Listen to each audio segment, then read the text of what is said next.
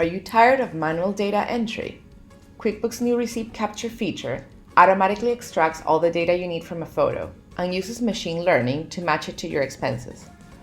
There are two different ways to use receipt capture. The first one is by going to the banking section of your QuickBooks and selecting receipts. From there, you can drag and drop receipts for them to be uploaded. It is as simple as that.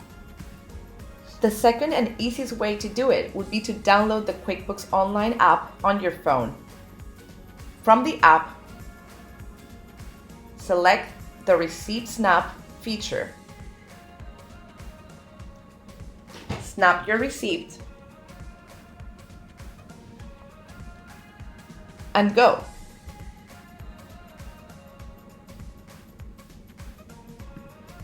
Once a receipt is entered, OCR technology captures all the relevant information so that you have the information digitally. Say goodbye to paper. Capture, review, and match your receipts with QuickBooks, backing you.